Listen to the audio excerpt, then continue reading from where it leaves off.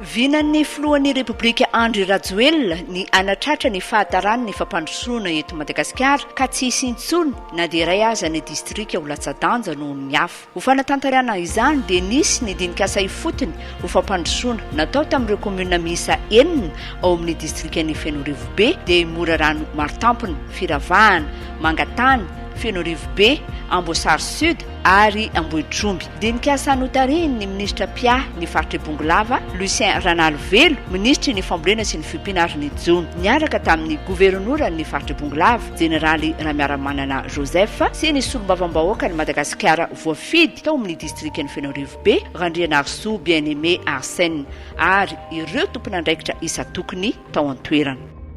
Ianareo vahoaka zany sy mpitondra dia miezaka izay tsy anisan'izay elanelana izay fa tsy hoe reny ny gouvernement, reny ny ministra, reny ny filohan'ny repoblika dia any sarotra tonona, sarotra ifampiresahana, gouverneur manahirana na niresaka aminy ary fa izahay kosany dia tena te hiseho ary te hampiseho an'izay sary hoe ny mpitondra amin'izao fotoana izao dia mpitondra manatona vahoaka, mpitondra miresaka amin'ny vahoaka, mpitondra tsy miavina, mpitondra tsotra, afaka miresaka, afaka ifampiresahana ary izay ny antony atongavanay aty ifampiresaka sy ifampidinika aminareo.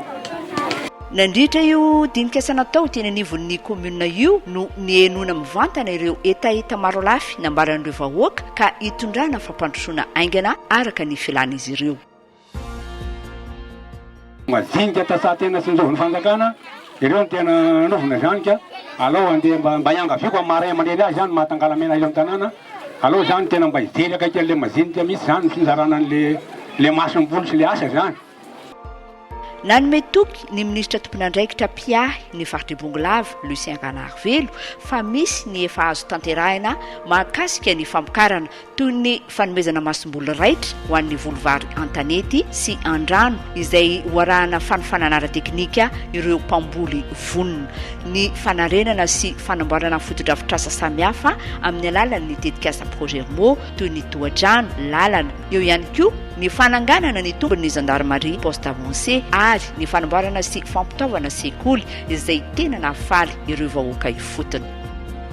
Mariako manokana fa ny tetikasa projet RMO dia sampana iray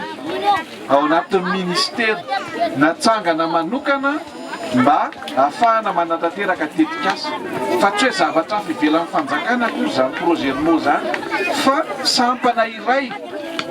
ao anatin'ny ministera misampana marobe misy direction marobe fa isany anankiray amin'izay io projet RMO io zany hoe eo ambany fiahin'ny fanjakana tanteraka, eo ambany fiahin'ny ministera tanteraka, eo ambany fiahin'ny fitoram-panjakana tanteraka zany ny asa tanterahan'izany projet RMO zany tsy asa ivelan'ny fanjakana zany. Zay zany tiako marihana aminareo zay ny asa tanterahana dia ny programma fanjakana zay zany tsara ho fantatritsika izay ka noho izany ny fanjakana dia manao hoe ny vahoaka ety toerana aloha ny tokony sitraka voalohany mitetikasa zay atao voanomboka hiasa taty mitetikasa dia zay natao voalohany aiza manahirana anareo ety amin'ny komuna zay no amboarina voalohany aloha. Lahara-pahamehana amin'ny fampandrosoana eny fotony ny fandriampahalemana, ny lalana ary ny herinaratra ka nisy ny fanomezana jiro mandeha amin'ny herin'ny masoandro ho an'ireo komuna notsidihana ireo. Nandritra io fitsidihana io ihany koa no nanomezana ny fanampiana avy amin'ny fitondram-panjakana ho an'ireo traboina nohony ny aitrano tao amin'ny fokotany Antsahana Vony sy Ambalataretra komuna Ambohidraomby.